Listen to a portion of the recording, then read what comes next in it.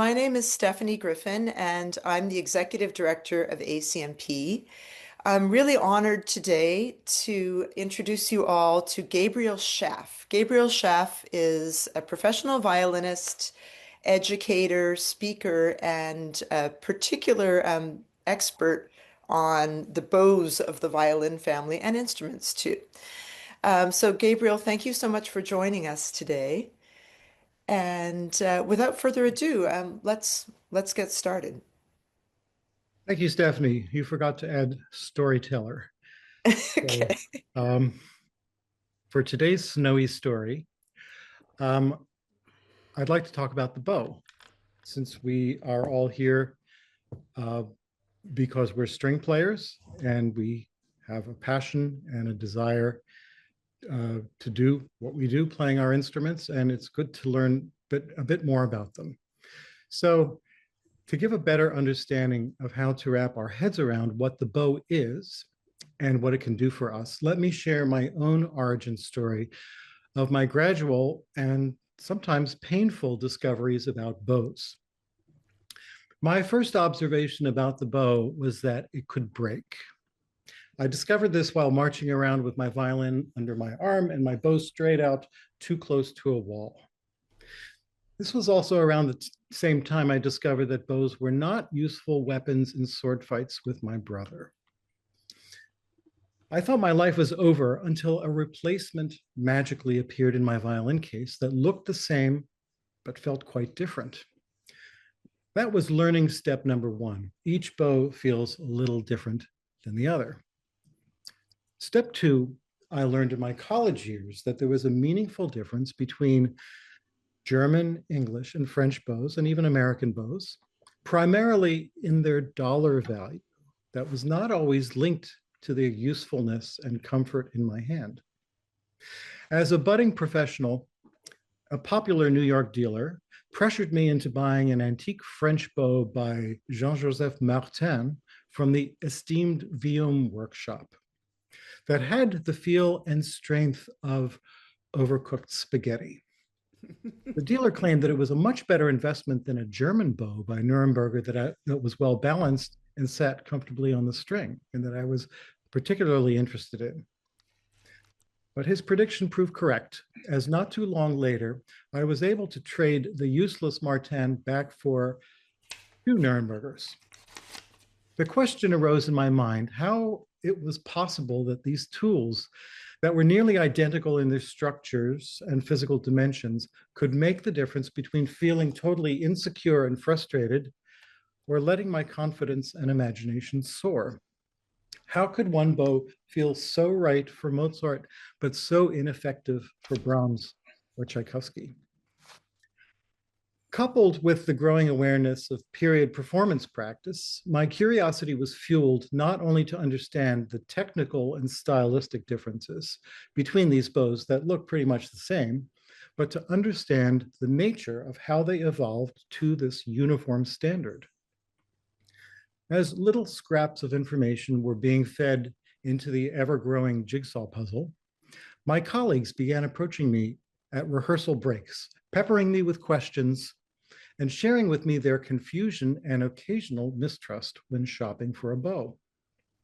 During one long summer, with very little work, a dealer asked me to write down my thoughts for possible publication. I had never written anything longer than a concert review or two, but the long, luxurious summer days, fueled by endless pots of coffee and a first-class reference library, bore fruit. A simple little book with the cumbersome title, The Essential Guide to the Bows of the Violin Family, was born. The three basic ideas I wanted to address were the origins and development of the bow into its modern form, the details of construction and materials, along with a guidance for selecting a bow for one's own use, and wise words from others, including experts, makers, and a wide variety of practitioners, from section orchestral players to world-renowned soloists. I tried to present the most comprehensive facts and suppositions available at the time. This book was published in 2009. I'm not the least bit disappointed to say that a bit of the information published back then has been supplanted by newly discovered archival data that has revealed a rich and more nuanced story, especially regarding the birth of the modern bow in the late 18th century, particularly in Paris. I prefer to err on the side of truth and fact, but do not shy away from presenting probable suppositions. There is a story to tell, and it cannot be told from the safety of silence. As with many meaningful human accomplishments, what we now experience as fixed or always there is really a result of incremental changes, improvements, blind alleys. Holy cow. Sorry, folks. This huge avalanche of snow just came outside the window, but I'm glad it's outside the window. Where was I? The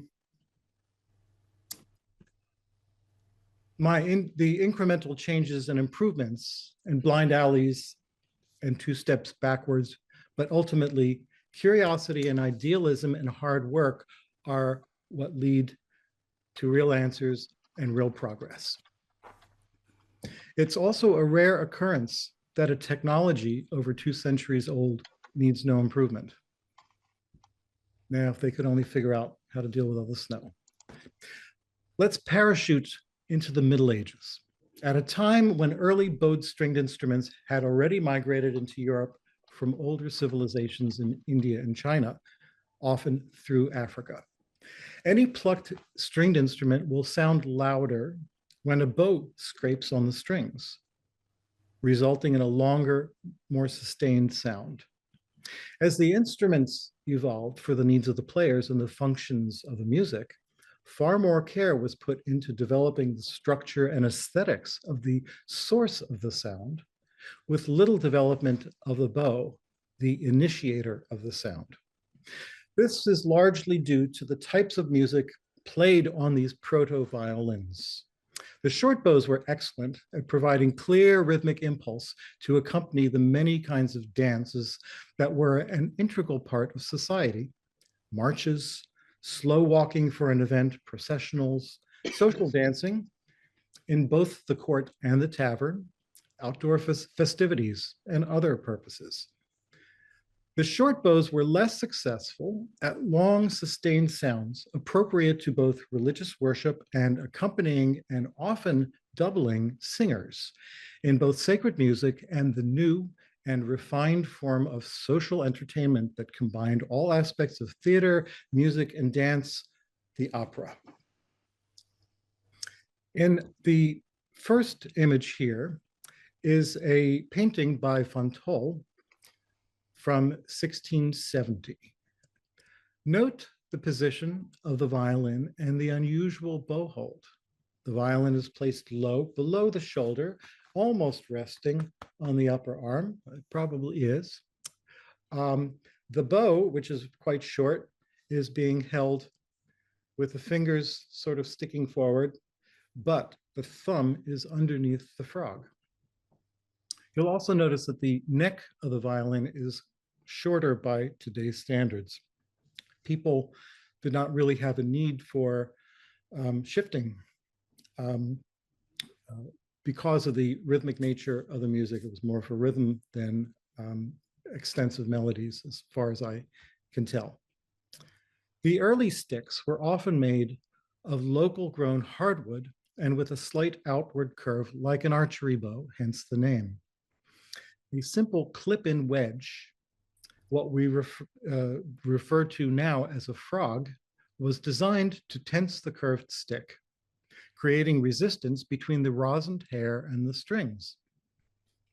Additional stiff materials could be wedged between the frog and the hair, increasing the tension of the stick further.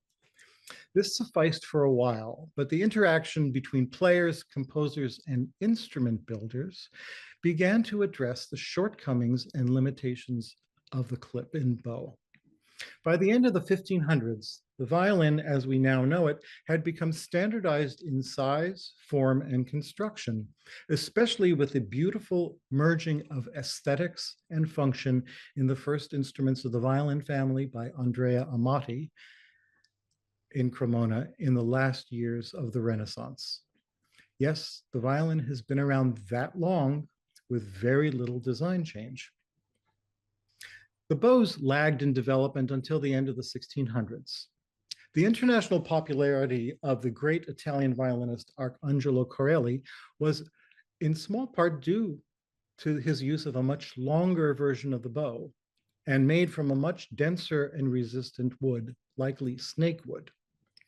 As the bows got longer and opportunities for musical expression became more varied, you could still play short, very short at the frog, holding a short bow at the frog on the string is still efficient for that type of rhythmic incision.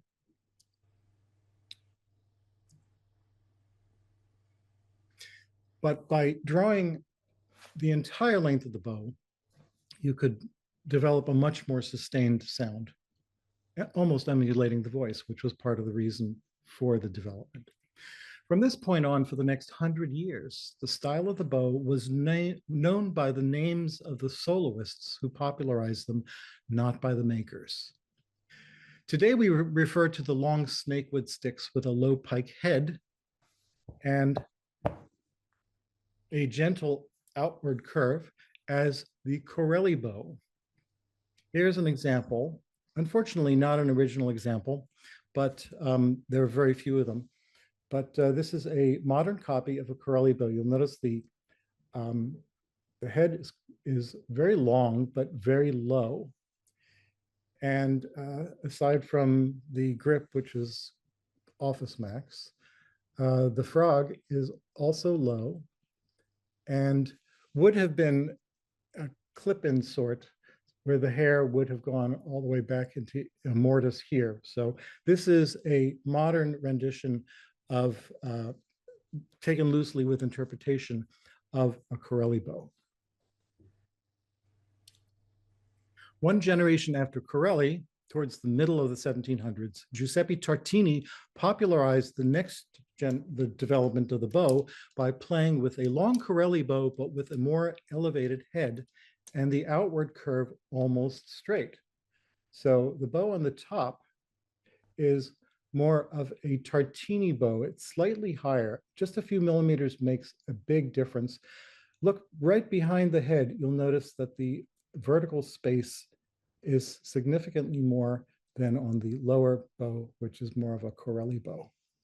The frog and adjuster, this is the one I'm showing you, the Tartini bow is an original example, again with an office max something or other here, because I need to hold it, because the stick is very slippery otherwise. These are both snakewood. You'll notice the frog is getting a little bit more decorative, and there is a bone adjuster.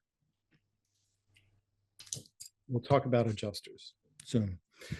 This greater resistance in the upper part of the bow, because of the increased space and a much straighter camber, was useful for Tartini's more complex rhythm.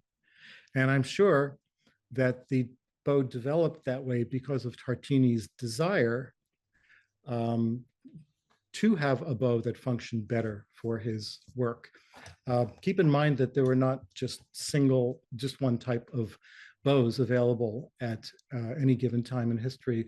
All of these bows were existing, as they were created, the old bows did not necessarily go out of favor, depending on a person's comfort. Here's a chart, an interesting chart, very useful, although sometimes contested, by the French violinist and composer Michel Voldemar, showing his 1798 retrospective interpretation of the evolution of bows through the 18th century.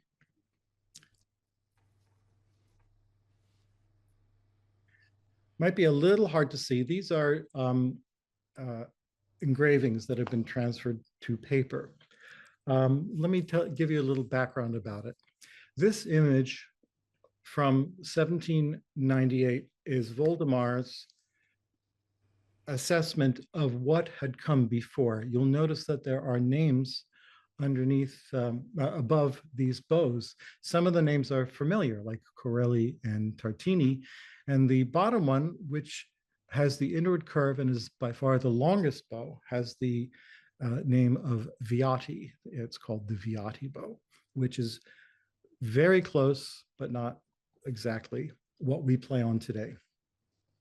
This image from 1798 was popularized by its inclusion in an 1853 reference by the scholarly yet sometimes imaginative musicologist Fétis.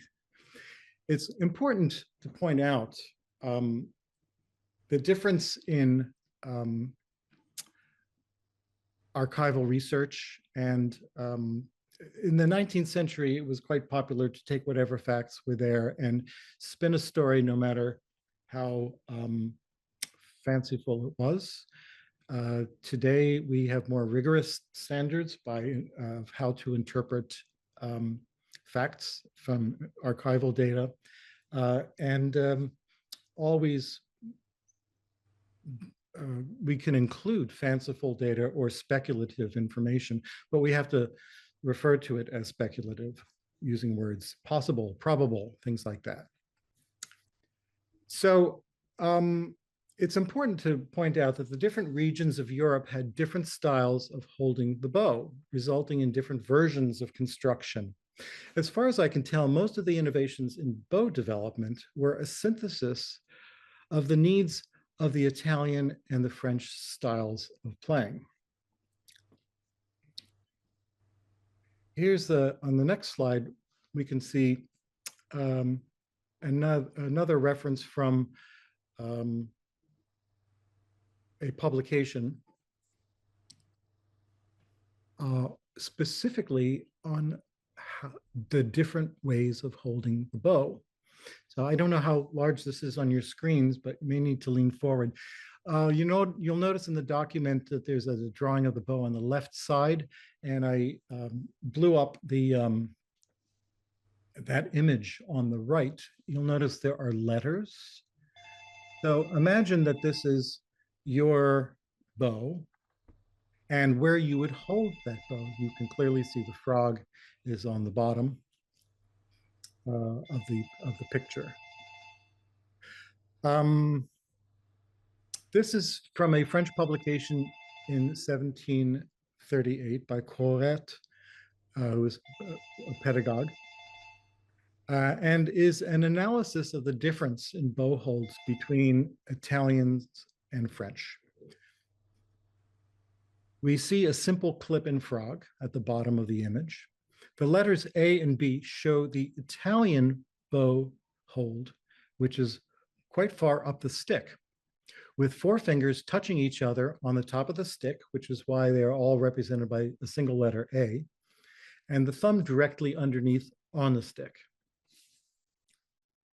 The French style of bow hold in this era is expressed by the letter F being the thumb underneath the hair on the frog, and letters C, D, and E representing the three middle fingers slightly spaced on top of the stick. And G is the little finger placed on the side of the stick, not the top. So from what we have all learned playing stringed instruments, we actually play with a combination of these things. We play with the fingers slightly apart, but with the thumb on the stick, not under the frog. The clip-in frog system was unreliable and required both hands to overbend the stick. A more efficient way of tightening the hair was needed. Around 1700, a ratchet system was applied to bows. In the next slide, we'll see the crémaillère, or toothed rack, was inserted into the wood at the top of the butt of the stick and a metal hoop running through the frog. This probably looks quite strange to us today, but it was actually technologically an improvement on the clip-in frog. The player could choose levels of tension based on environmental circumstances and different styles of performance. If one held their hand high enough on the stick, Italian style, crémaillère could work, but it was still a pain to manually bend the stick with both hands to set the frog position. If you held your bow lower on the stick, where we do today, more according to the French tradition, you are out of luck. Your fingers would be poking on those metal teeth. If there was only some way of having the entire system internalized. Large screw mechanisms had been in existence since at least 400 BC. Archimedes' screw to raise water being a triumphant example of human ingenuity. Miniaturizing the ability to convert rotational to linear motion was a technological challenge addressed in the early days of the Industrial Revolution. Paris was a hub for high-quality metal foundries, and it is even possible that the famous Tourte brothers' father, Nicolas Pierre Tourte, who was born around 1715, could have had a hand at the first use of the screw and eyelet mechanism. A mortise had already been cut into the stick to hold the hair at both ends, but if a shaft were drilled through the butt of the stick to intersect the mortise, a screw could be inserted that would engage a small brass eyelet fastened to the frog, which had the hair mortise directly into it, causing it to move along the stick in tiny increments. Here's an example of a frog from the early 19th century.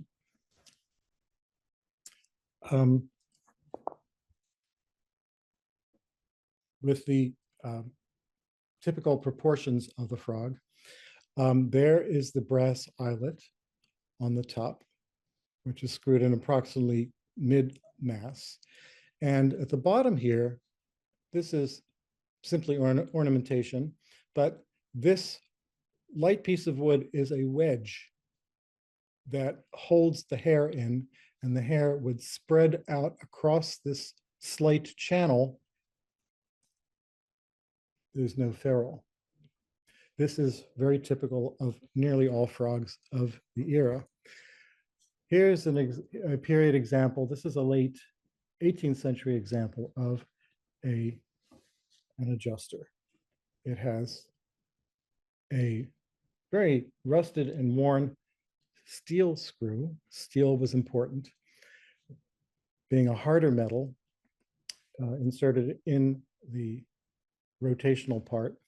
And the hard steel would be mated with the soft brass. So the brass would not corrode the way the steel would. Also, the eyelet could be replaced as needed as it wore out, and they do wear out. So don't be surprised if you're ever tightening your bow and all of a sudden it's not tightening at all. There's something wrong with either the eyelet or with the adjuster, but don't panic. These things are meant to fail before the bow gets broken. So think of human ingenuity, from the clip-in frog to crémaillère to the screw and eyelet. Next time you tighten your bow. It didn't just appear. So the next image is a bow, probably French, with an early screw mechanism. It is made of snakewood, and the stick is fluted to cut back on excessive weight while still preserving strength. Very much taken from the architectural style of fluted columns, where a column that has flutings is still very, very strong, but it has less of a bulbous look to it, and is aesthetically more interesting, I think.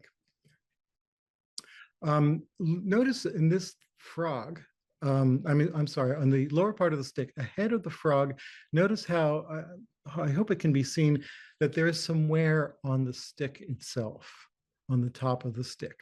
That indicates where players, generation after generation, would have held the bow. Um, the wear on a stick can give us a lot of information on how a bow was used.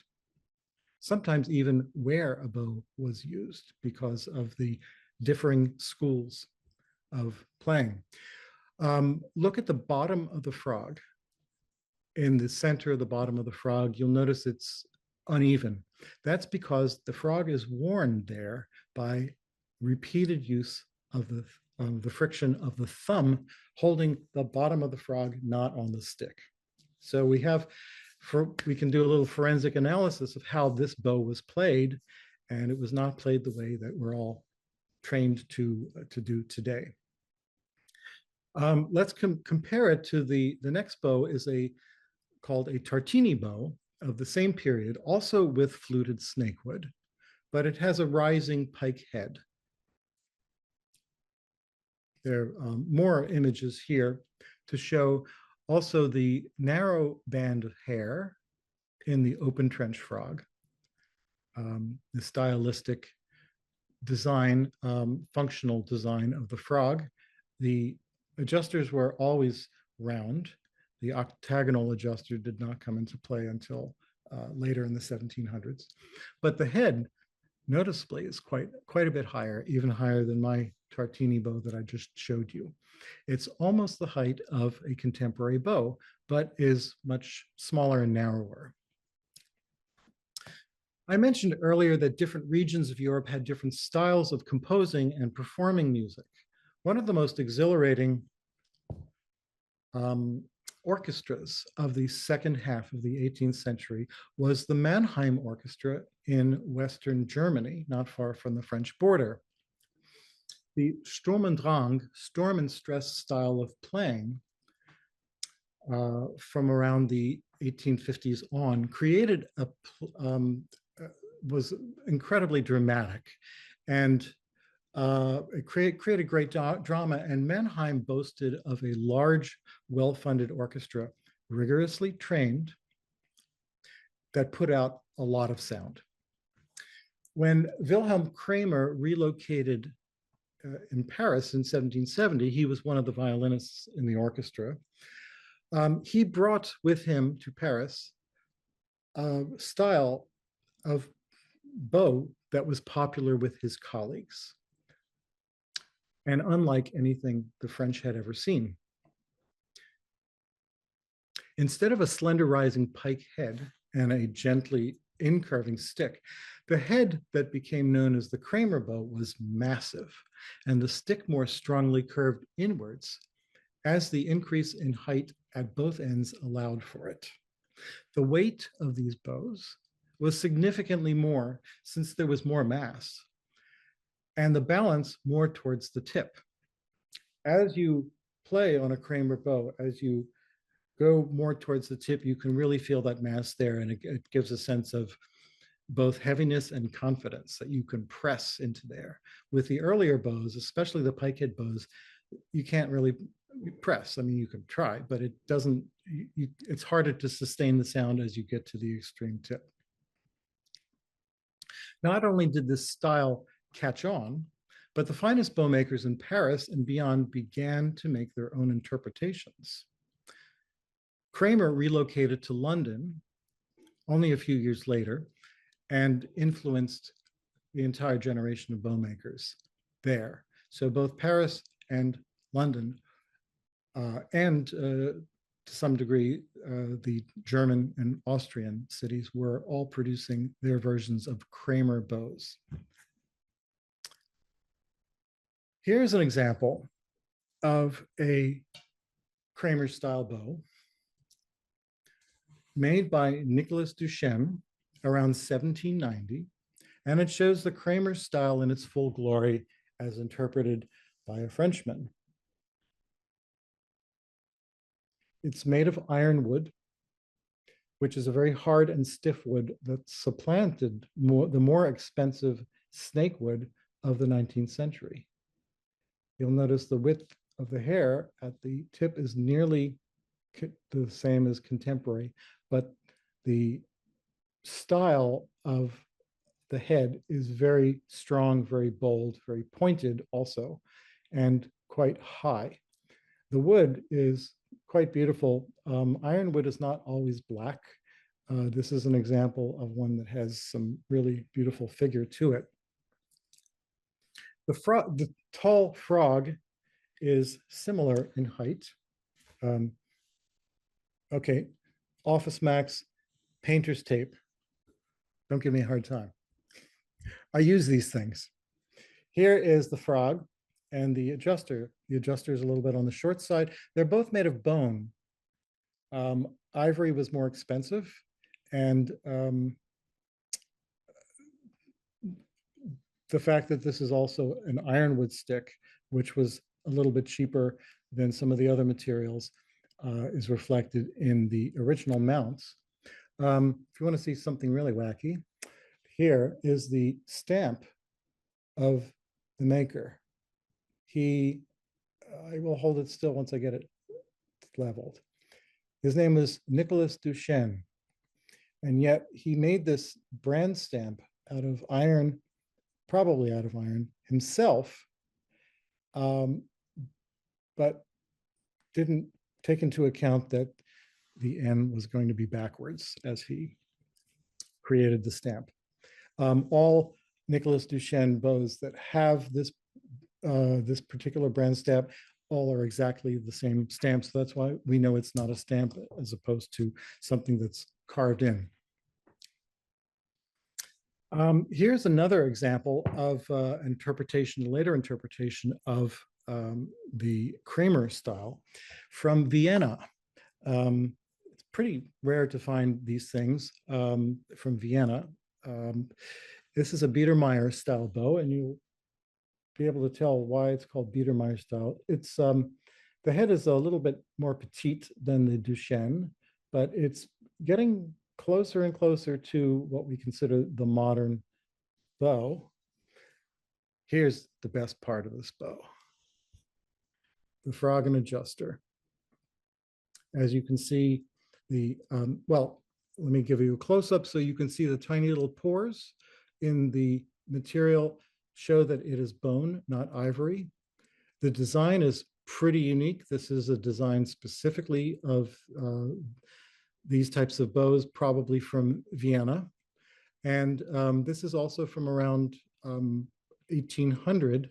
The adjuster is very ornate and has a little teeny tiny silver band to protect it from the stick, which I believe is original. It's called Biedermeier style because of the aesthetic movement that is often reflected in two tones. And this is an original example, and this is the kind of bow that would have been used probably for the performance of pieces by Beethoven and Schubert. Finally, one last one to show here before I go back is a German bow. I'm not sure from what part of Germany. There are people who are more knowledgeable about German bow making than I am. This is an original example also from as late as 1820, and it shows a nearly modern head, a little bulbous, but you notice it doesn't have the tail that the Kramer head has, but it is also a little bit thicker and wider. The most interesting thing about this bow, I have not identified the species of wood yet. Wood identification is a whole other topic that's much more complicated than it sounds. But this has a unique frog seating. Here's the frog and adjuster of the bow. Looks fairly standard. However, the way it is attached to the stick, you'll notice it's a mortise and tenon mount, and it's known as cornice mount. And you can see it reflected the way, if I can get this thing right, It's actual track that the frog has got a slot cut into it and fits on this track. And for that reason, there's absolutely no motion in this frog. That's a problem with bows, especially earlier bows, is that sometimes as they wear material against the stick, the frogs get rocky. This is a way of countering that. And that was a style that was, it's known as cornice mounting. That was a style that was not used by anybody for almost 100 years until the Hill workshop refined that technique, began using it in the early 1900s on some of their bows as well. And that feature was incorporated by some of the early 20th century bow makers, including Emile Auguste Chard and the Morizot brothers. There's some Morizos that are mounted that way and a few others. So what's missing here? We finally arrived to reckon with the Tourte brothers, Pernambuco wood, and the final push to a modern bow. Speaking of Pernambuco wood, let me show you what your bow used to look like. Used to look like this. This is a blank. This is the potential for a bow. And you can see that someone has even drawn the head, the proposed head on this bow. And this is comes from a workshop from decades ago, and it was never made into a bow. I don't know why. So, sorry, let's go back to the slides. The final push to the modern bow. Born in Paris in 1746 and 1749, the Tourte brothers trained with their father, Nicolas Pierre, who made pikehead bows and experimented with a variety of woods. It would be risky to state that Nicolas Pierre was the first to use Pernambuco, but it's impossible to find contemporary examples in that unusual wood, which grows only in one corner of Brazil, is rarely straight, very dense, and difficult to work with, but it's by far the best wood for bows. In the hands of a fine bow maker, a perfect balance between stiffness and flexibility, weight and balance can be achieved.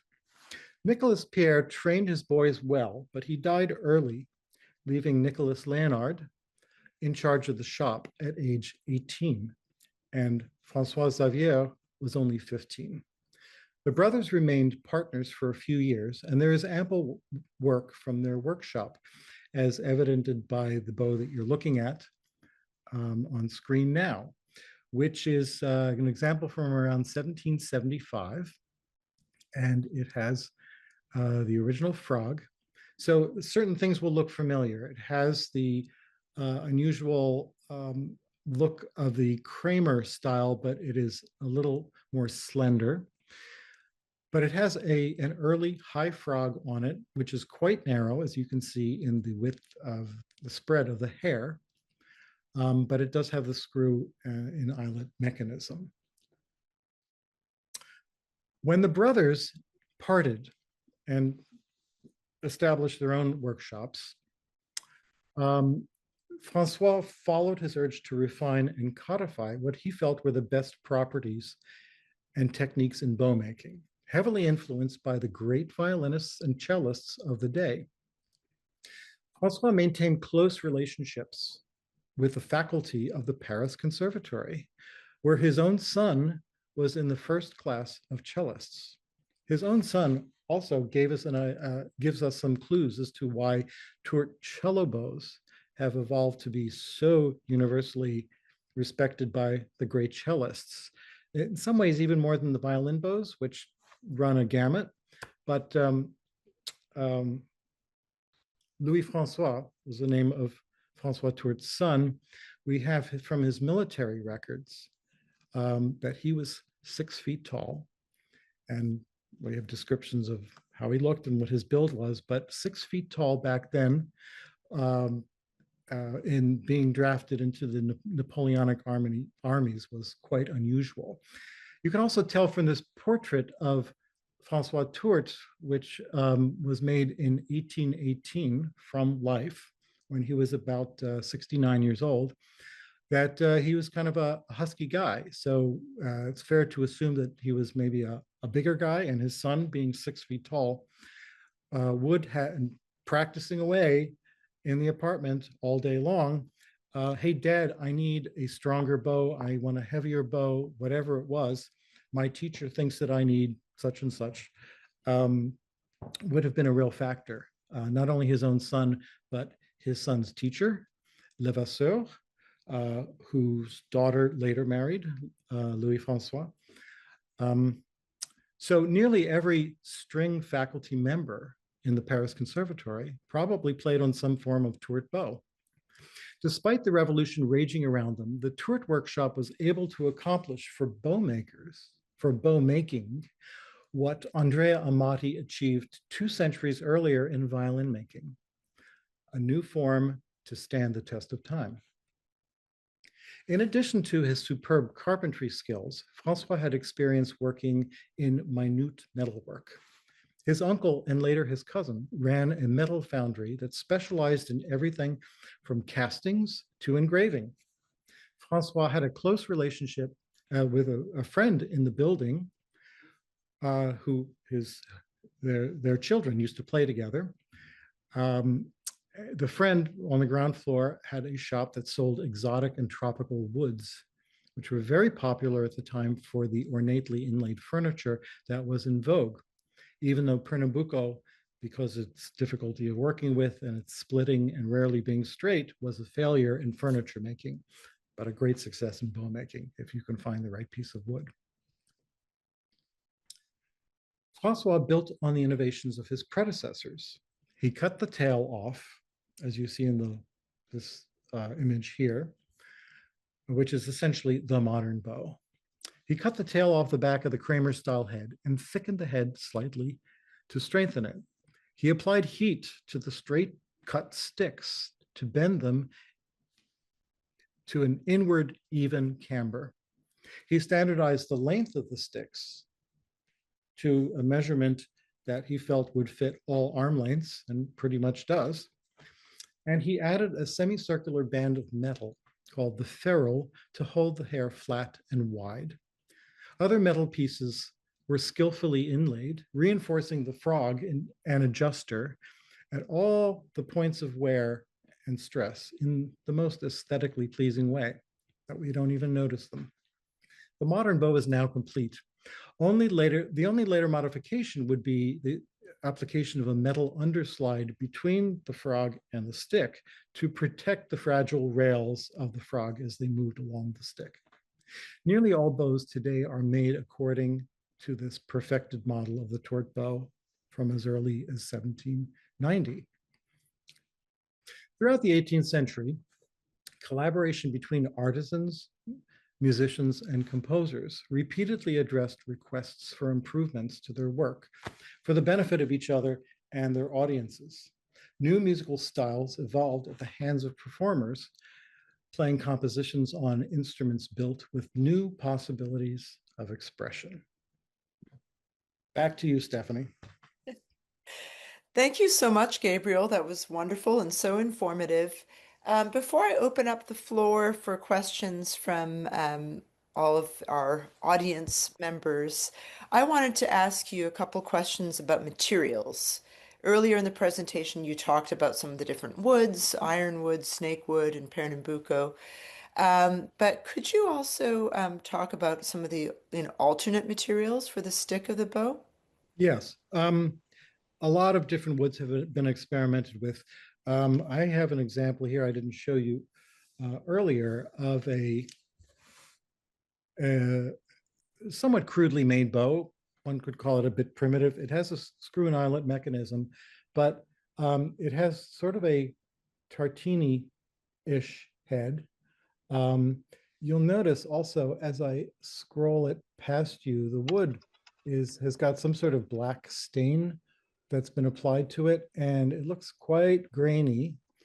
And it has its original frog and adjuster here. where do I get it? Right there. It's not usable at the present time, but it's made of very cheap material. So that was a factor. Their cost has been, in effect, an important moderator in how bows have been made and how they've been priced. Every big French workshop in the late 19th century was making bows in Pernambuco and in all the way down to Brazil wood and sometimes ironwood. And that was because of the cost of these woods. Pernambuco bows sold for the most, and the best Pernambuco bows were mounted, well, the better Pernambuco bows were mounted in silver as opposed to an amalgam called, traditionally called nickel silver, which was a talk on its own about metallurgy. But the lesser bows were priced accordingly, and there was a market. You go into any store today, any shop, and they will have examples of bows in nickel and silver. And the French were very consistent about their use of gold. In the mid 19th century, I think this was a patent from 1837, if I remember correctly. There was a shortage of Pernambuco in Paris, due to a number of different economic and probably military reasons. Keep in mind that the world was controlled by empires. So the famous and very innovative instrument maker Jean-Baptiste Vuillaume in Paris wanted to find a substitute for Pernambuco that was not a really poor quality wood. And he came up with steel, a steel bow, hollow steel. So the head is solid. And you'll notice the head is quite small because it needs to be small because it's made of metal rather than wood. And I will explain the little red plug momentarily. The head ends here, it's almost imperceptible, and the rest of the stick is hollow, soft steel that's been rolled out on a mandrel. And it is normal length, but it is hollow steel all the way back. The red plug is a wax plug that holds the hair. This is a particular kind of bow called a self-rehearing bow. So if you're away in your country estate in Normandy for the summer and your hair wears out, you can buy a little extra tin of hair all wrapped up, made in exactly, precisely the right length with these plugs, and you can rehair this bow yourself quite simply by pulling off the ferrule. Does this come off? Just come off. And the slide, which is now covering the hair, is taken off, and you can see the mechanism inside of it. It's that when you turn the adjuster, it pulls the hair.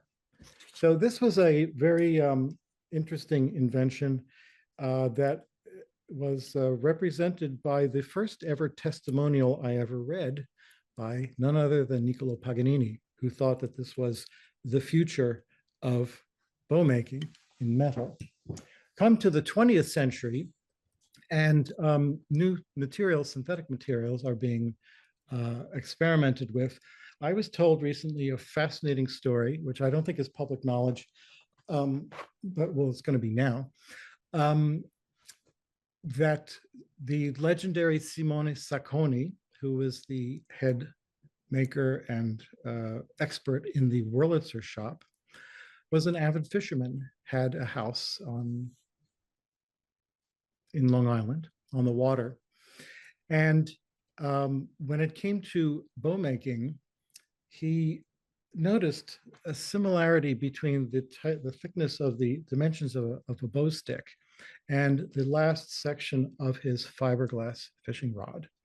And I was told that he experimented with making bows out of fiberglass long before the Glasser bow, and but it was never came to fruition. This probably would have been in the 50s and 60s with the advent of fiberglass fishing rods.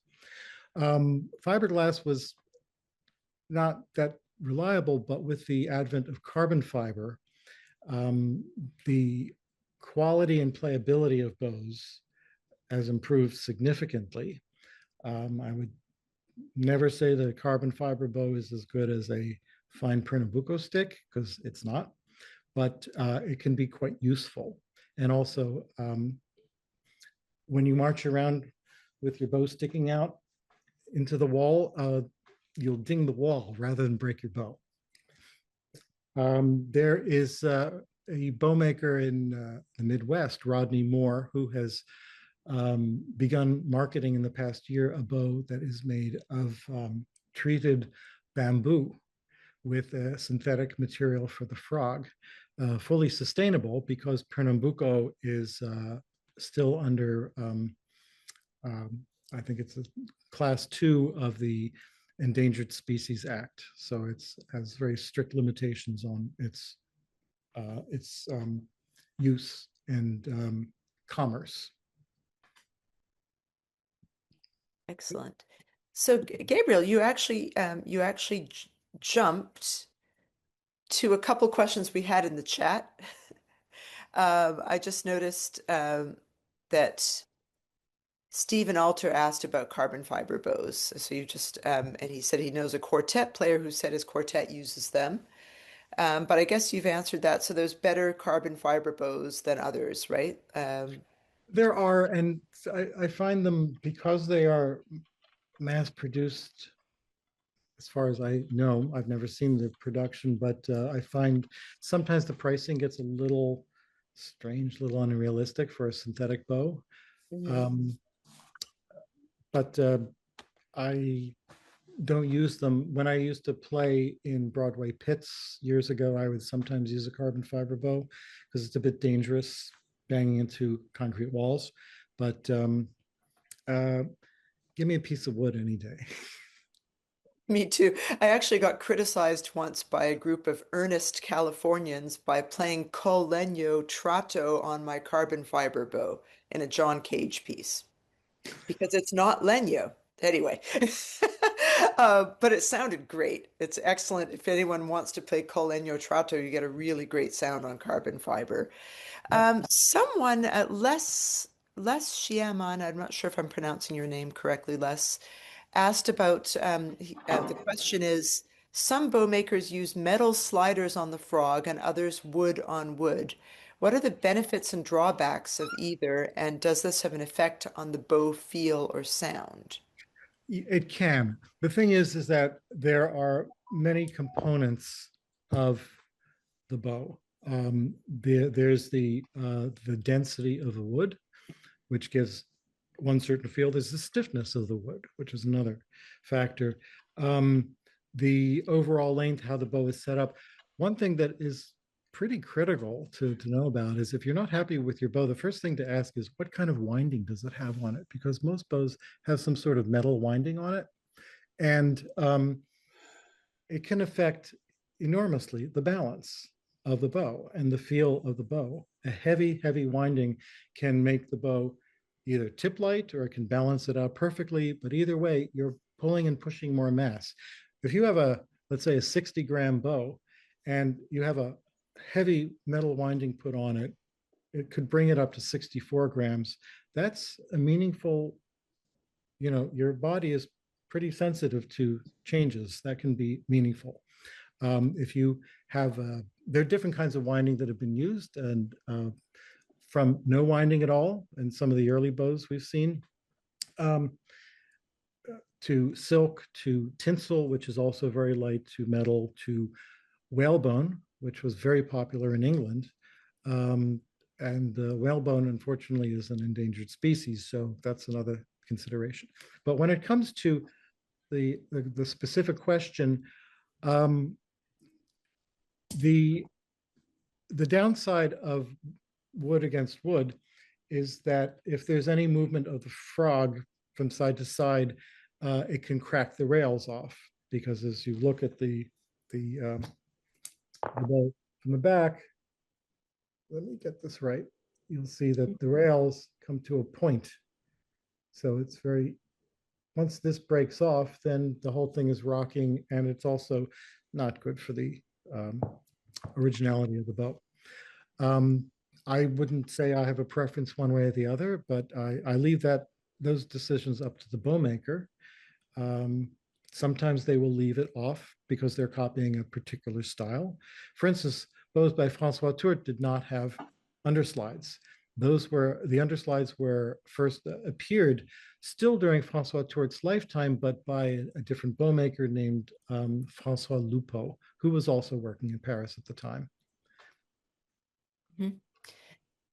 So we also have a question about the, oh yes, Doris W. has asked here in the chat, when I get my bow rehaired, can the luthier put I just lost the question. Oh, can the luthier put a new tightening screw in my bow, or do I need a new bow? I find that my bow doesn't tighten the way I prefer.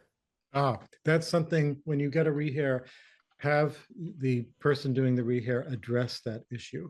You do not need to get a new screw often at all, and sometimes these screws last many lifetimes.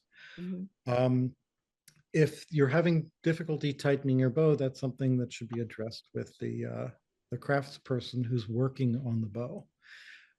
It could be that the eyelet is not at the right, um, the screw is not engaging the eyelet in the correct manner, or there's something off.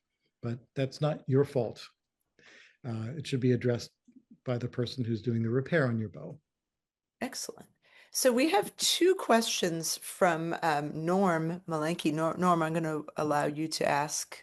Norm is a cellist and member of the ACMP board. He's the one, Gabriel, that emailed the two questions I sent you. So Norm, do you want to ask your Yes, first I question? can. I can. Yep, absolutely. My first question is, for those of us that have Pernambuco bows, how does the CITES decision last November to continue their classification as Appendix 2 impact their future resale values within the countries where bow owners reside?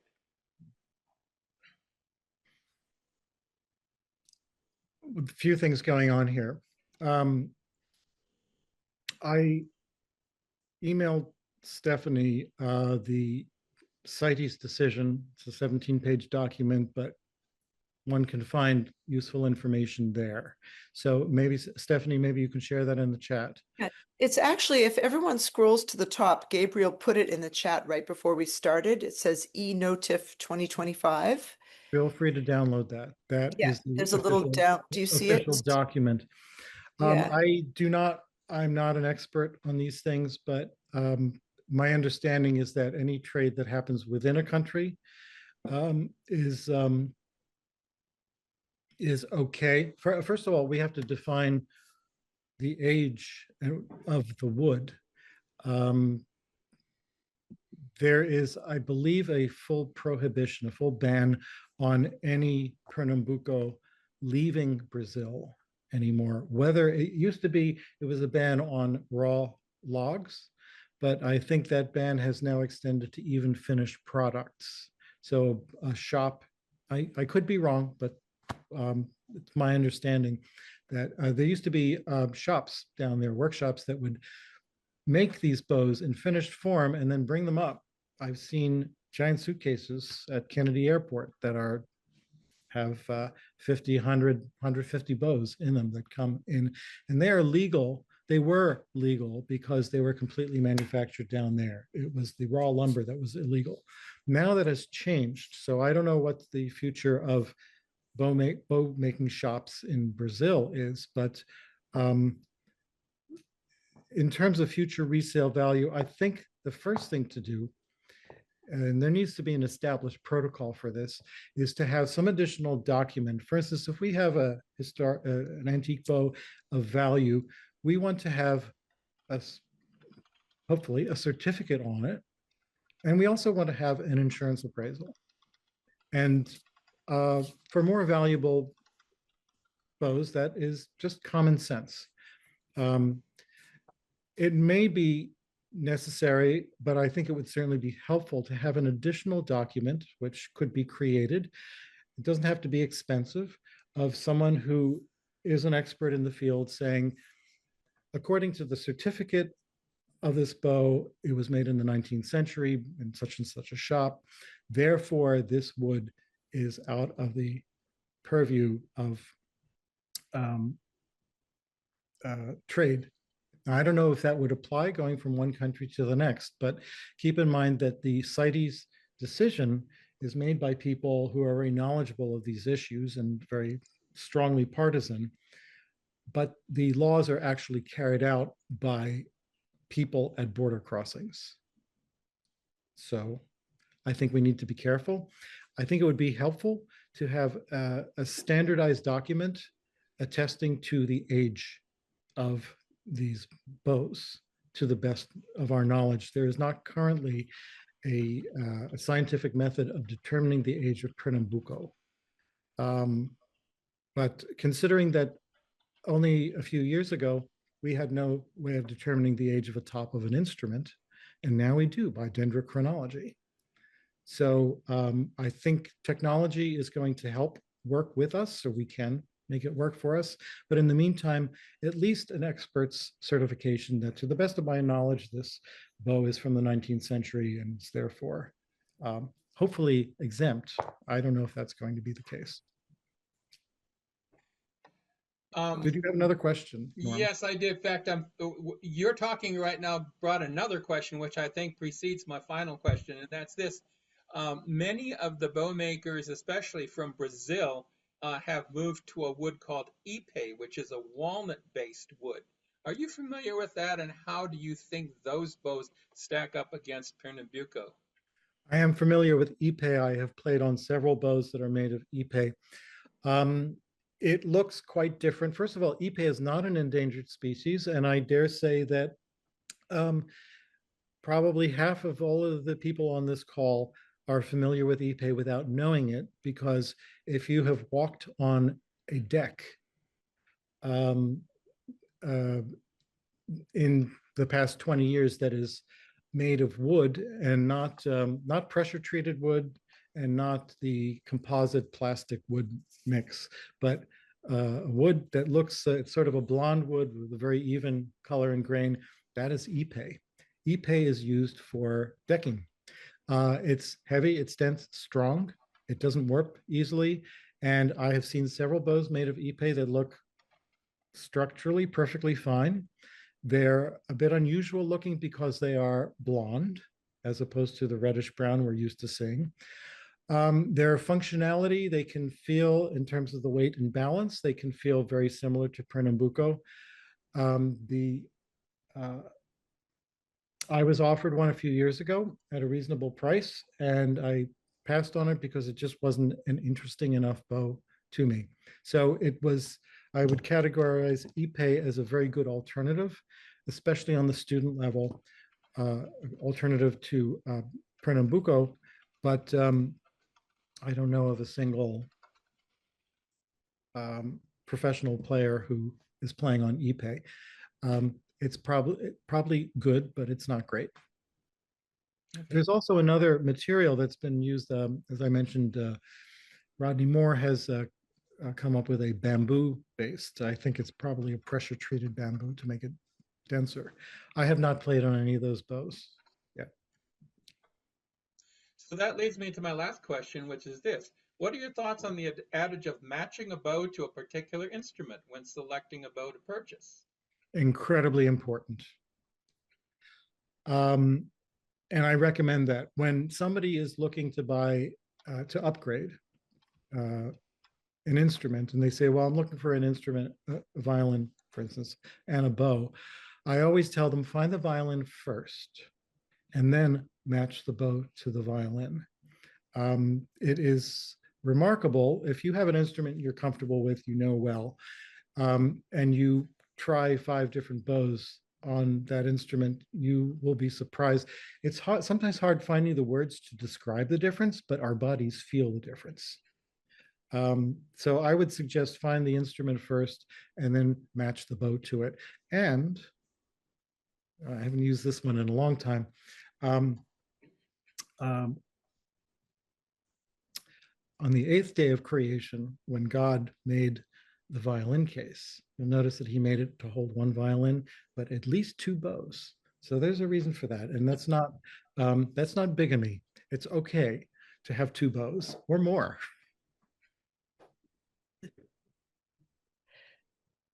Yes. Norm, did you have one more question before I move on to the next questions in the chat?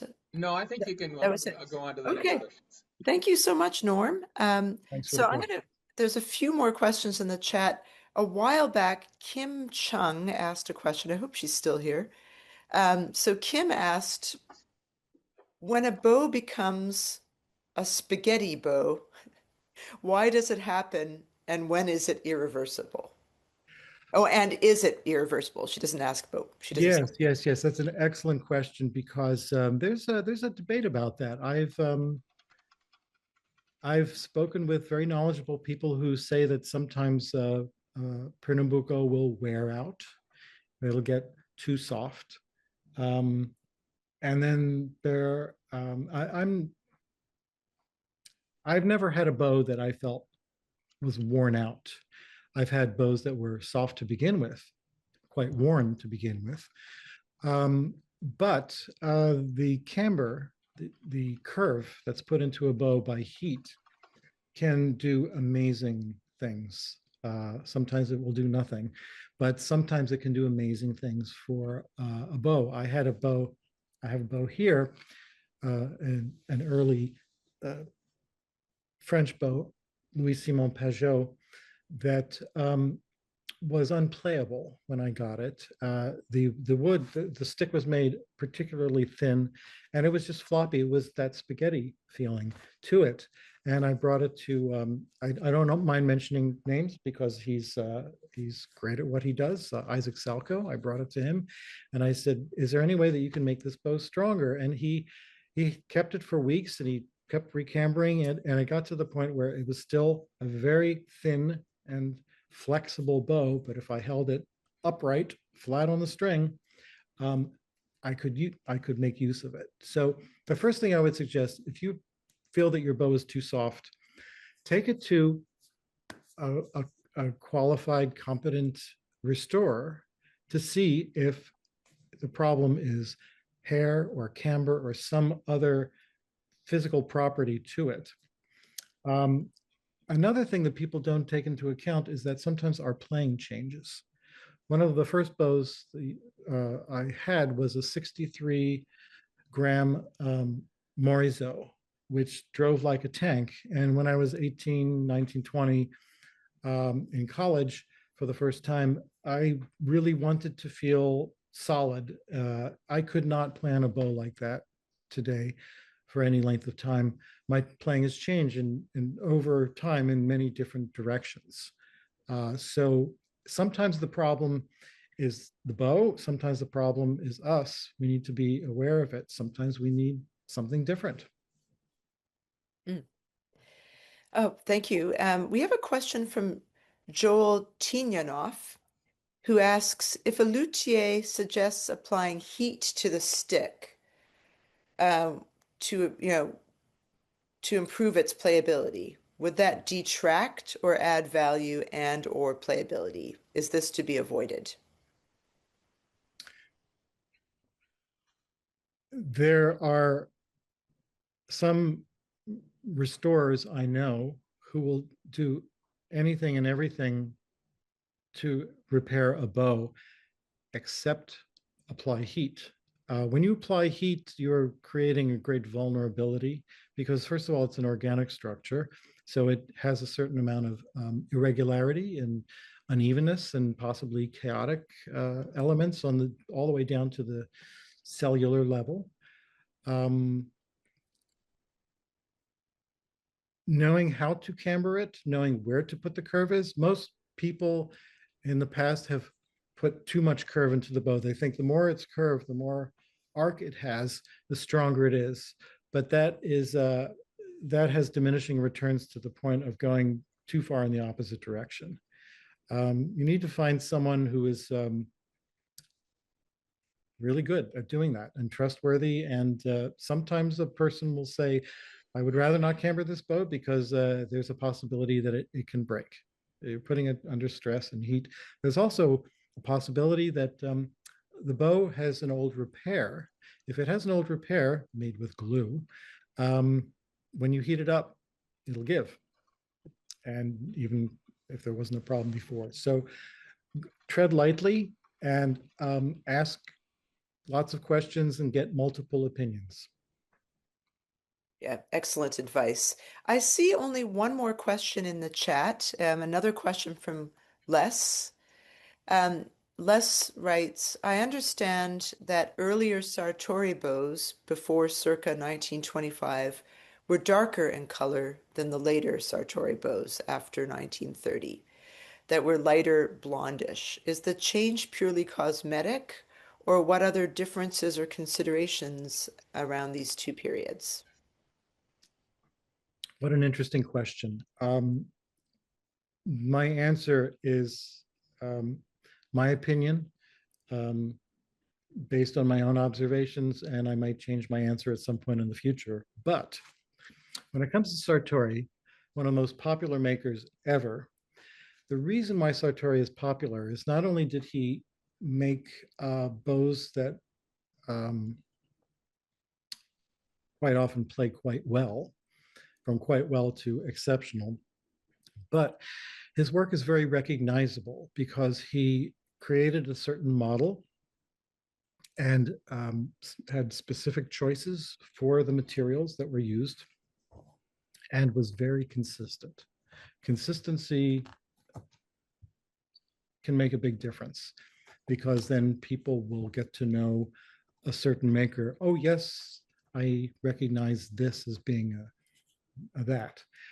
This is also, once Sartori developed his consistency and became incredibly popular, that opened up the field for people making forgeries of his work.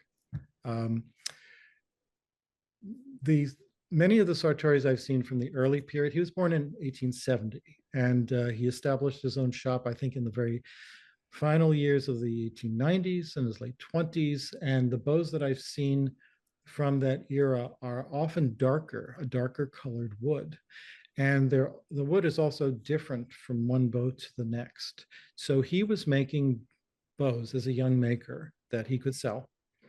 And he was working with whatever materials that he had. And he was finding his way. And by the time he found his way, finally, maybe in the, he was already, during World War I, he was living in Paris. He was in his mid 40s. He had 2 daughters. We see in bows, he made a quartet, a fascinating quartet of bows in Paris. I think it was 1915, just before he had evacuated his wife and daughters, and he made a quartet of 4 violin bows that were going to be his great oeuvre.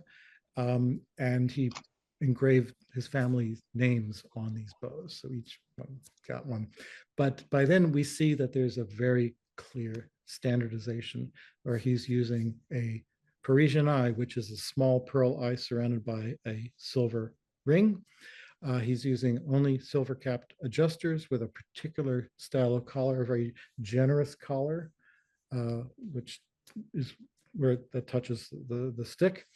And he's using a specific kind of Pernambuco that is a rather bright but pleasing orange colored Pernambuco, with very little figuration often. And this is the style that he continued all the way through the rest of his career. I believe he died in 1946. And his workshop, the thing is that we need to get out of the notion that a maker of instruments or bows or any artisan is working up in a garret under a leaky roof in solitude creating their art. When you're successful, you hire people to help you. And he had several people working for him. He had people making frogs for him in another town. And these things would all be joined together under his supervision, and he would not let anything out of his shop that he didn't personally approve. and a lot of the last minute refinements and adjustments he made. So that's when you see the difference in the color of the wood, is because he's working on his specific model from probably the mid-teens all the way until the end of his life. Excellent. Okay, that is all we have for questions in the chat. Before we sort of start winding down, does anyone have a question that they've been itching to ask, that they've always wanted to ask but were afraid to ask about bows? Does it, if Should I anyone go has, on audio to ask? yes. Um, Yeah, it can be kind of terrifying to go bow shopping if you're looking for something, highly valuable and you're on your own. One of my teachers recommended I take a UV light with me. I mean, recently I took some macro photos using a good camera to get really, really clear, super high resolution photos. But are there other tips and tricks about, obviously everything's going to be, authenticated like you're mentioning, but it still is kind of frightening. Yes, it is, especially with when you're looking at higher quality examples, the price tags just keep going up and up and up. I saw a bow recently in terms of sticker shock that sticker shocked even me, where it was a particular very well-known maker, the best known maker, and I asked if the price of this bow was 6 digits or 7, and I was told that it had just passed into 7 digits. So I'm sure you can put it together from there. That's really frightening, especially to people who are professional players, and we don't have those resources. To answer your question, it depends where you're shopping for bows. If you're shopping at an established shop, you have every right to ask the questions. I would say before pulling out a black light, which can be a little off-putting. Ask the question, say, I need to make sure that, this is, and don't do it to every bow. Narrow it down to 1 or 2 bows that you're particularly interested in, and then do the research on them. Because you want the bow to feel good, to play well for you, plus also have the kind of value that is being asked for it.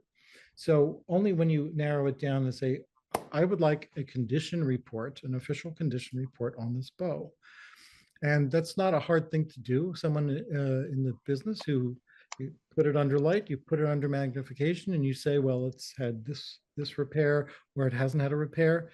It's also pretty easy to tell, for instance, if the ivory tip is original or it's been replaced, although that shouldn't be much of a factor in the price.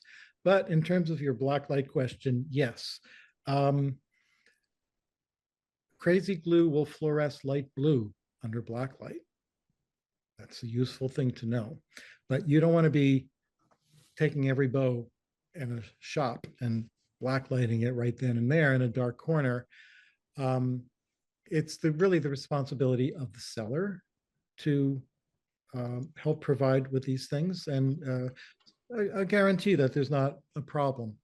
And we have enough basic tools between black light and between just good, strong light and magnification to tell whether there have been problems.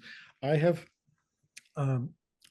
also know that other types of technological scanning can be useful. X-ray, MRI. If there's a problem that has been so cleverly concealed inside of the wood, that can show up there. So if you get to the point where you're seriously considering pulling the trigger, it's perfectly appropriate to ask for an official condition report. And maybe, even a lot of dealers don't like this, go get a second opinion. And take into consideration that if you show it to another dealer, they're not going to be so happy about you buying from someone else. So They may not want to tell you anything, or they may want to trash what you're looking at unjustifiably.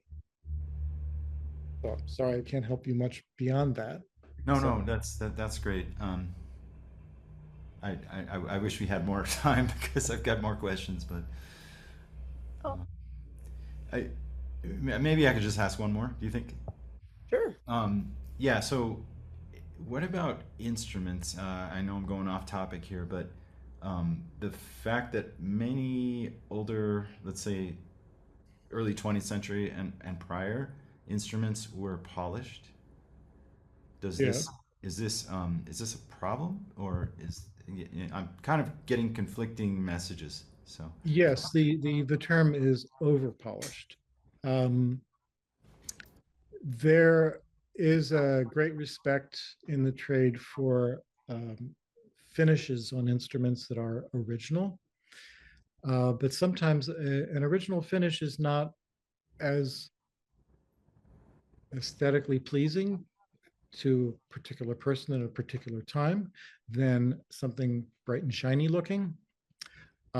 So uh, there are different ways of dealing with that. There used to be a very prominent shop on the East Coast that um, what's the word, had their name in within the trade. Their name was turned into a verb to describe what the instrument looked like. Oh, that came from blah, blah, blah, because it's been blah, blah, blah-ized. Um, this shop used to take instruments and clean them and then highly French polish them, make them all very, very shiny. And that's something that there are a lot of makers who do not want to have shiny instruments. They do not want their varnish to be that shiny.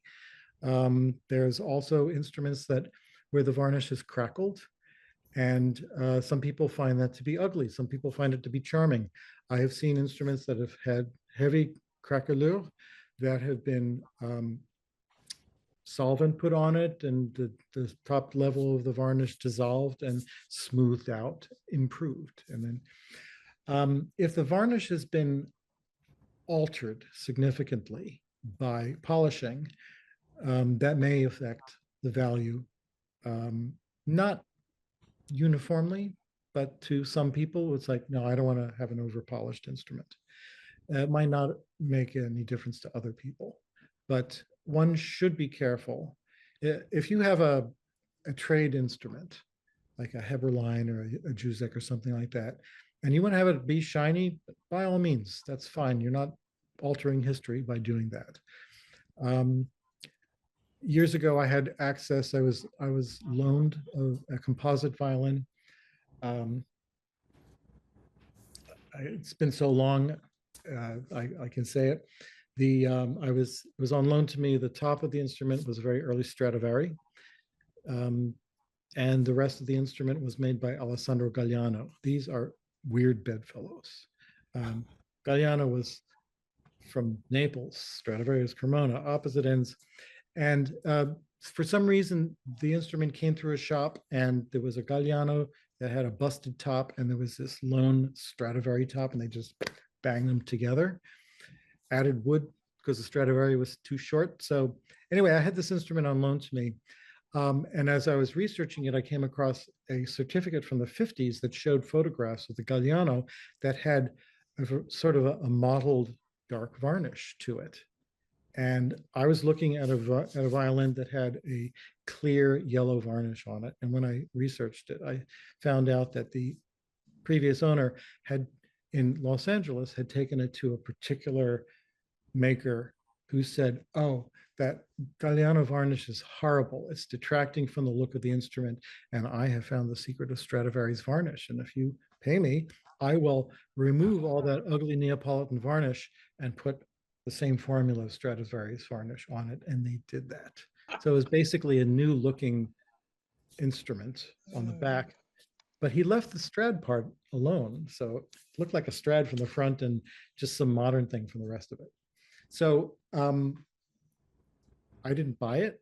I wasn't able to. Sounded pretty good, but That's an example that at some point, I think those two parts of the instrument will be separated and somebody will have an early Strad ribs and back, put that thing on, and who knows what's going to happen to the Galliano part. So authenticity is important, condition is important, but to what level, what degree, it depends on the buyer, the seller, the collector, the museum. Everyone will have a slightly different opinion.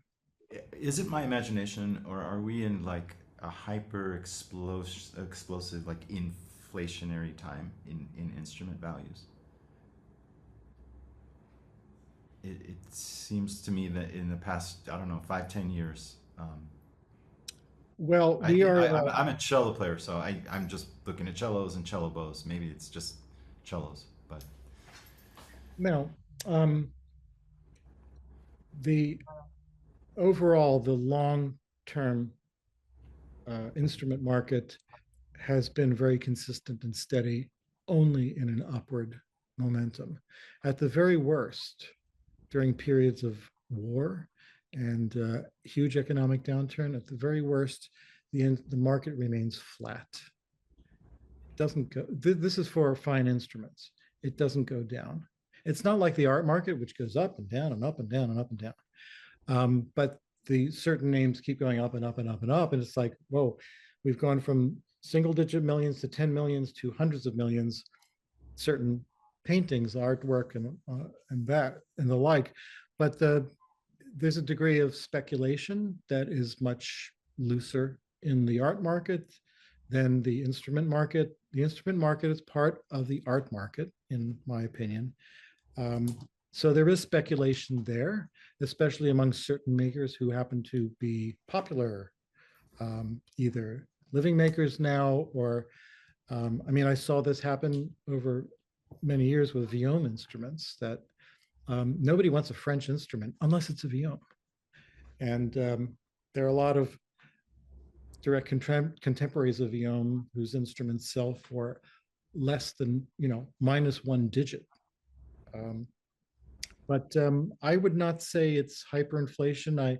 I find hyperinflation to be happening in other aspects of life. When I go to the supermarket, I'm seeing it. But what's the difference between a $15 million Stradivari and a $20 million Stradivari? I don't know. Is that inflation, or is it one particular instrument that happens to have the right buyer at the right time with the right pocketbook? These things are not bought for individual use. They're often bought as investments, and dare I say, toys. So speaking of toys, Gabriel, we have a question from Susanna Schaff. Oh God. She asks, how many bows are in your personal collection?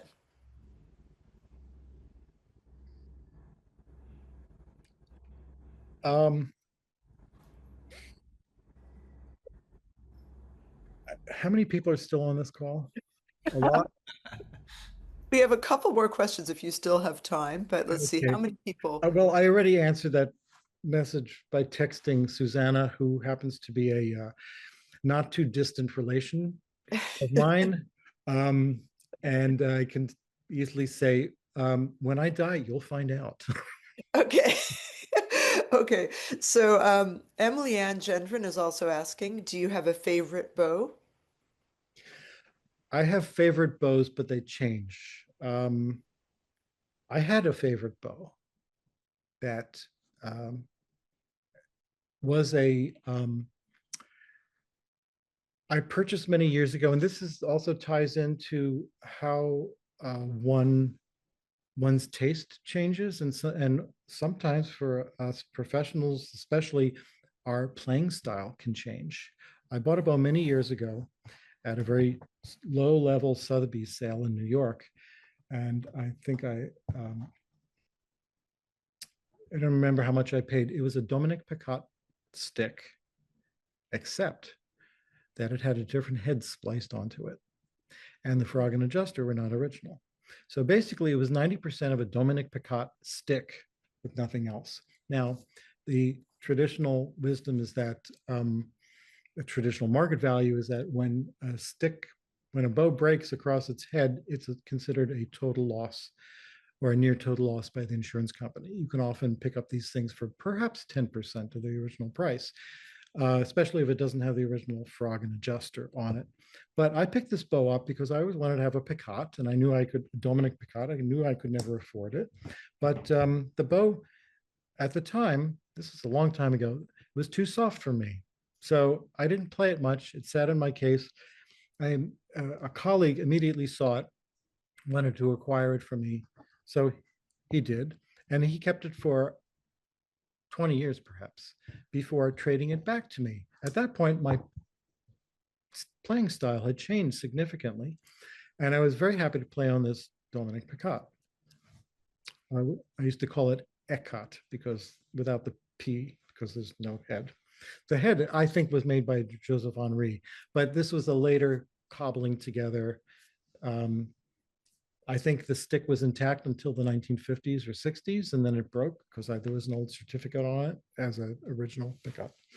That bow was it was soft for me, but it pulled some sort of really interesting sound out of it, but it wasn't quite enough for me. And when really, really fine players would play it, they'd be like, oh, I want this, I want this. So finally, I did place it in the hands of a colleague who lives outside of the country, and he's very pleased with it. I would say that was overall, over the long term, that was probably my favorite bow. But there are other bows that I currently use. There's a beat up old Martin from the Thibouville Lamy shop. It's better than the workshop bow, but it's not so, fancy schmancy. It plays great. There's another bow that's a Etienne Peugeot, who's a maker I'm very fond of, and a maker I've begun some research on, that plays very well.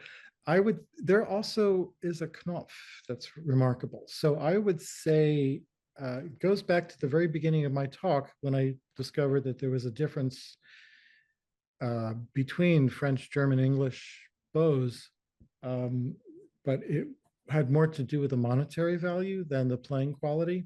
You can find a great playing bow. If you kiss enough frogs, you'll find a keeper. And it might not be what you expect. It might not be a fancy French bow. It might be a wonderful German bow. It might even be a modern bow. But I'm still waiting for that. Oh, okay. Actually, we have a couple more questions if you have time. Is that okay, Gabriel? Are you good? Well, you're saving me from going outside and shoveling snow. So Okay.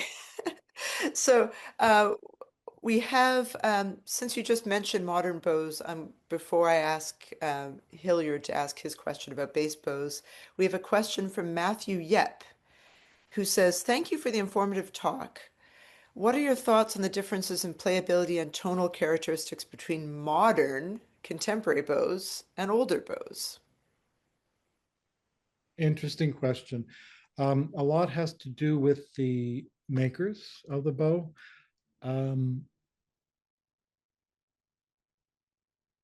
I find most modern bows, contemporary, made right now, tend to be a little bit stiffer, a little bit stronger, a little bit heavier.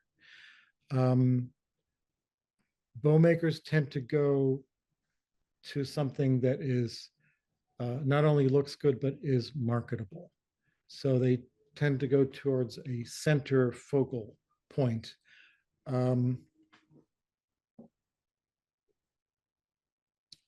I have noticed that the quality of Pernambuco is different. What is used now, was used 100 years ago in the beginning of the 20th century, and what was used 100 years before that. The quality of wood has changed significantly. There is, I don't know enough about the different subvarieties of wood. Casa Alpina Echinata, which is the name for Pernambuco. But it wouldn't surprise me if there were sub-varieties. I don't know enough about taxonomy and all that stuff, but wouldn't surprise me if some of these species of wood that were used long ago have become extinct. They're just not around. Because you look at certain examples and it's Pernambuco, but I've never seen this kind of wood before. And you can't find examples of it today. So I think the technical realization of bow makers, like the technical realization of violin makers today, is at an all-time high. But the materials for the bow makers, they're trying to make more out of possibly lesser quality material. It's my hunch. You know, that's interesting because you semi-answered another question in the chat. Kim Chung had asked, she said, I've heard that we're currently in a new golden age of violin making. Is that true for bow making as well? Are we in a golden age of string playing? Wow. Okay. How do I answer that? Golden age of violin making. Well, as I just said, the technical level is at an all-time high. Hmm.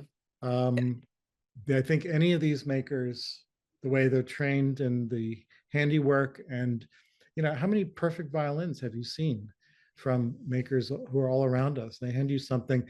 The only thing that I really quibble with is varnish, because there's still people, it's almost as if they don't realize that Stradivarius and Amatis, and when the maker back then would hand you the instrument, it would have this solid color varnish. It wasn't antiqued in any way. Nobody made antique looking instruments until it was probably the early French makers at the turn of the 1800s, when antique instruments actually became antique instruments. So in terms of varnish, I don't think there's that much interesting going on. In terms of the quality of the craftsmanship, I think it's pretty amazing. You see perfect corners, amazing beastings. The choice of wood can be really wonderful. But these instruments also need time to be played in, and the same applies to bows in terms of bow making. A brand new bow may feel a little stiff and have more of a trebly sound. But of course, the more it's used, the more, because the bow vibrates along with the string, the more the bow is used, the more looser the vibrations might become, more flexible. So are we in a golden age? So that's a rhetorical question. We have, as far as I know, one bassist here, Hilliard Green, and he has a question for you. Hill, would you like to unmute and ask your question? Okay, can you hear me? Yep, and we can see you. Okay. You said you can't see me or you can't? Yes, yes. Okay, sorry about that. Bass bows, French style, German style. How did that happen? The frogs are very different. Very different, and also the hand position is the opposite. Yeah. And the sticks even have some differences. Yes. Well, there's a reason in my first book, the Red Book, why I did not address the topic of bass bows. And it's not only because I don't know anything about bass bows beyond French and German, but because there's a lot of research that is being done currently, and there are experts on bass bows, specifically on bass bows. And I defer to them because I do not consider myself an expert on anything. But there's a lot of good research that's been done and books out there on bass bows. As to the historical evolution, I do not know that for a fact, but I can always speculate. I think it had to do with the differences in the schools of playing. Everything is so homogenized and international now. We think nothing of jumping on a plane and going to some other part of the world to play a concert. But as these instruments were evolving, especially bows in the late 1700s into the 1800s, travel was still pretty restrictive. People did not go all over the world. Very few people did. And I can refer back to this Biedermeier style bow from Vienna, that it is such an incredibly different style of, I mean, the function of the frog is the same thing, is the same, holding the hair, but the dimensions and the aesthetic of how it's made are very, very different. And I've seen this. I hope I'm able to have some knowledge and information that can at least direct an answer. But Francois Tourte, the great French bowmaker and codifier of bowmaking, his bows were ubiquitous in Paris and became fairly well known in the region. And as his fame and as years went on, his influence in bowmaking began spreading further and further. However, it was people like some of the German soloists, people like Spohr, who had to travel to places where a Tourte bow had never been seen before and show them what a great idea this was. So it took time for these ideas to travel. There's a story that I've read that I've made some suppositions, and I think it was 1797, 26-year-old Beethoven was taken by one of his patrons, Lichnowsky, to the court in Berlin or Potsdam of, what was his name? Whoever the king was at the time. It was Frederick the Great's son, Frederick Wilhelm II. And Beethoven was, sort of starry-eyed and was like, wow, here's, and heard people playing, and he heard a cellist play, and he'd never heard cello playing like that in Vienna or in Bonn. And he asked who the cellist was, and it was Dupont. It was the premier French cellist of the day who had moved to Berlin because of the French Revolution. Well, Beethoven was hearing Dupont not only as a great soloist, but Dupont lived around the corner in Paris from Francois Tourte, and they were definitely friends. Dupont, we know, played on Stradivari cellos and Tourte bows. So here is this isolated example of one style of instrument making being appearing in a faraway place. And it was significant because Beethoven wrote his Opus 5 cello sonatas for Dupont on the spot. I mean, like in the next week, because he was so transfixed by the difference of the playing. Now, of course, the other players in the ensemble there were all Berliners, were all Germans, and they were used to playing that same way. So it's probably the difference also between, if the bass players would have been probably underhand, German style bass players. It takes time for influence to travel in the old days. Nowadays, we get on a plane and we're there. So I don't know Hill, but I tried. No, that was very helpful. Thank you. Okay, so that was very helpful. Thank you, Hill. I think we have two more kind of short-ish questions. One of which was in the chat a little while ago. Another question from Joel about, let me find it. Sorry, I have to find it. It's about Lukey meters. Where is the exact question? Joel, where's your question? Sorry. 1 second. Still trying to find it. Oh, yes.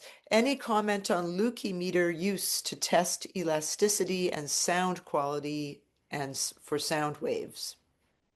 Yes, I think Lukey meters are one of the wonderful technological tools that can be applied to instrument making, but they are not the sole deciding factor. A Lukey meter measures the speed of sound through a solid object. So one probe, one thingamabob attached to wires is put over here, and it can be done also on a piece of wood. And I've seen many pieces of wood that are in this prototype phase that have numbers written on them, which are the Lukey numbers, which the higher the number, the faster the speed of sound goes through. So there's one device here, there's another device here, and then a very high, I think it's a very high pitched sound wave is sent through. I mean, if there are any bow makers out there, please correct me. But the higher the number, the faster the sound is traveling through there. And I think it may have something to do with density or the cellular structure of the wood. And I know a lot of bow makers, at least until maybe 10 or 15 years ago, were using Lukey numbers to, okay, I've got 20 of these things here, and 5 of them have got Lukey numbers that I like. So I'm going to make those out of them. Now, does it always work? Does it always make for a great bow? I don't think so. And I can tell you from my own experience with older bows, there's a style of Etienne Peugeot, 1791 to 1859, made bows across his career, starting as a young teenager. His early bows often are made pretty fat. The sticks are quite fat. They're almost always octagonal. It's a nice thing to hold on to. But the wood is not particularly dense, so they're not heavy and they're not top heavy. They're lovely, but they're fat sticks because he was using a certain type of wood that he had available or by choice that was not as dense. So that would have had a lower Lukey number. Later in his career,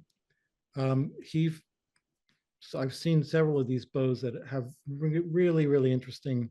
It's a lighter colored wood with a strong veining through the wood, and those are always round, and it's a much denser wood that would have a higher Lukey number.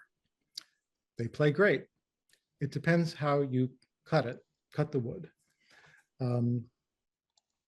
So I like the use of the Lukey meter as a tool, but not an ultimate deciding factor in bow making. Ultimately, there's so many different components to bow making, and then you take that bow and you add it to a human body holding an instrument, and the instrument has got almost seemingly infinite number of variables there. So many variables, and it's up to us to negotiate it. It's kind of like, does this shirt fit me? Do I care? Is it uncomfortable? Or is it fine for now? So speaking of variables, Gabriel, I think we have one final question. Martin, would you like to ask your question? Martin said in the chat that he has a question about bow hair. We have not yet spoken about bow hair. Excellent. So Martin, could you please unmute yourself? Thank you. First of all, Gabriel, nice to see you after quite some time. Martin, hi. How you doing? Anyway, my question is about specifically cleaning bow hair, and I have a certain experience and opinion about the matter, which is that since I use almost exclusively for the last couple of decades a handmade carbon fiber bow by Arcus, it's safe for me to try to clean the hair without having to worry about getting the Everclear all over the beautiful Pernambuco and ruining it.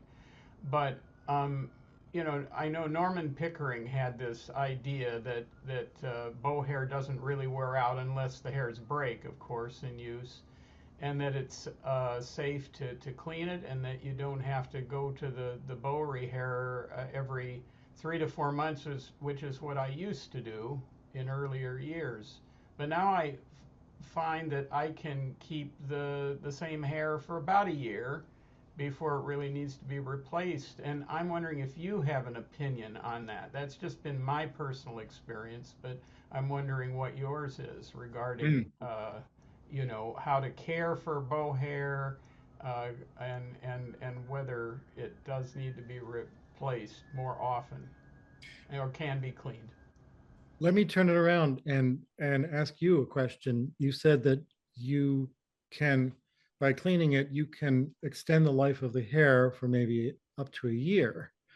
Um, why do you end up getting it rehaired unless it's for loss of hair? What happens to the hair after multiple cleanings, that you end up getting a rehair? Oh, you're muted. Yeah. Sorry. What I consider the hair to be is mainly a way to hold rosin and apply it to the strings in a sense. We need the friction, we need the traction, and I find I could probably extend it a little longer, but I find I'm getting a little less.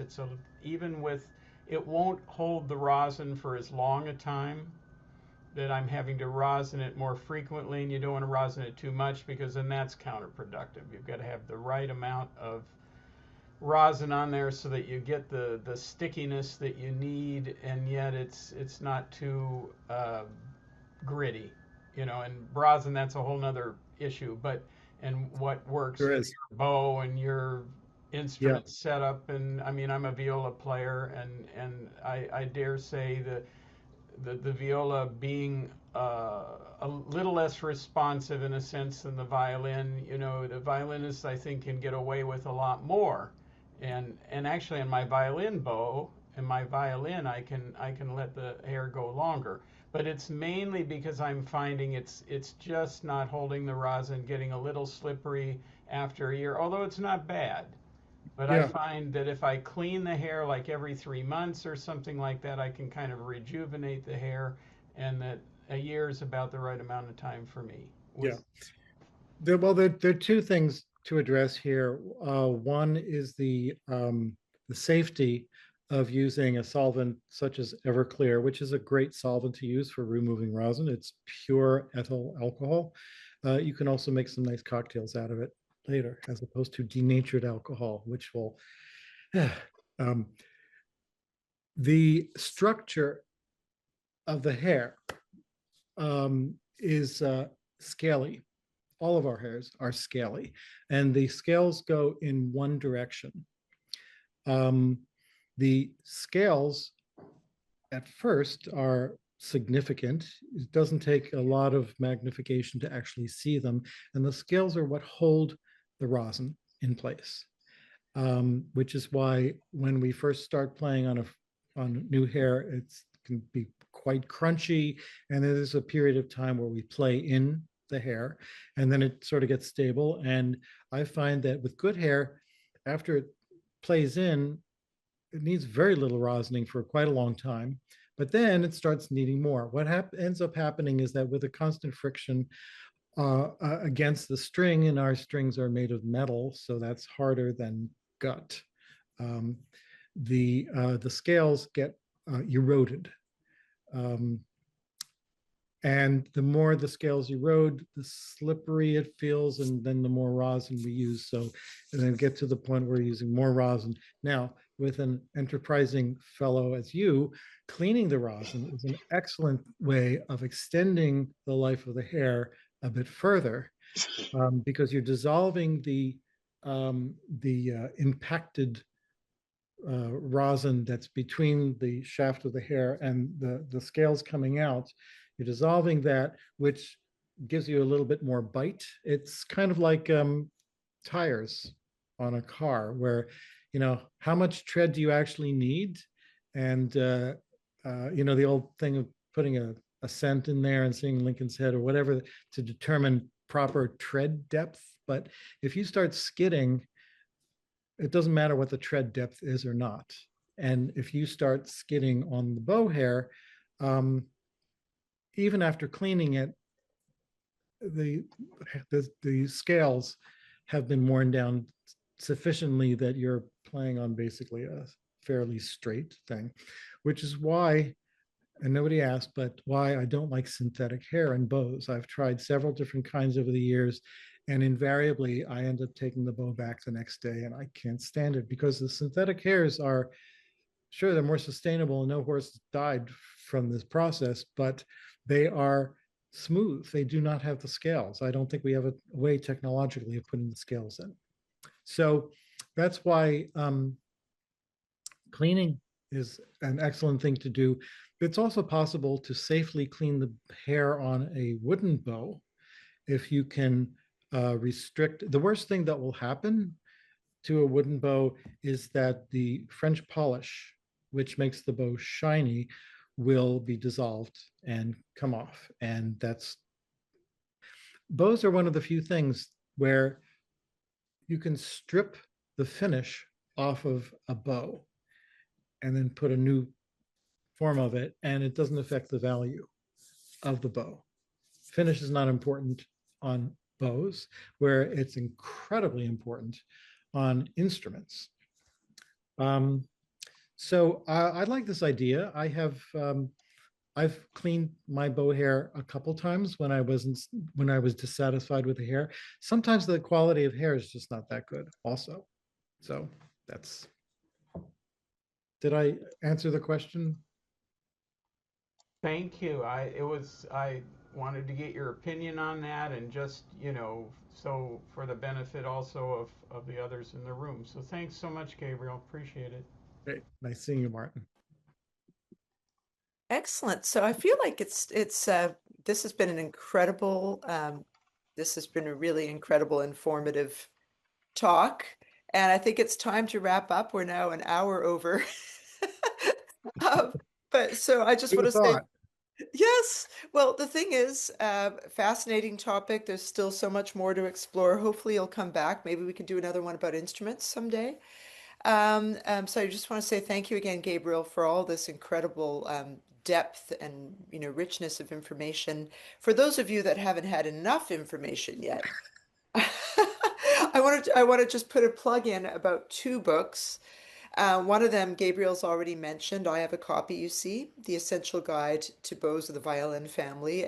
Gabriel told me the working title had been Everything You Always Want to Know About Bows, but We're Afraid to Ask.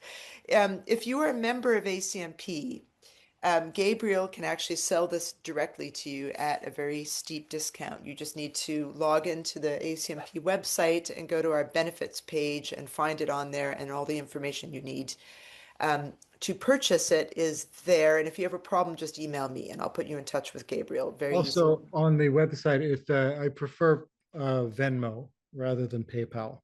Okay, good to know. And if someone doesn't have Venmo, maybe we could do something super old-fashioned like mailing a check or something. Yeah. So the last thing I want to say before we close off is that as you can see, Gabriel's a multifaceted very person, and he has more than one book. So Gabriel has also been co-authored a book about the Tourte family. It's just called Tourte, and it's available. I just put a link in the chat. It's available through Magic Bow Publications. .com, and please do take a look at that link if you're interested. As you already saw, Gabriel knows a lot about the Tourtes. And when I'll send a follow-up email for all of you, and I'll include that link in there as well. So thank you so much, everyone, for joining us, and Gabriel, especially, for all this wonderful information. And stay warm and dry if you're in the United States. And I hope to see you all again soon. Thank you, Stephanie, and thank you for everyone who joined us today.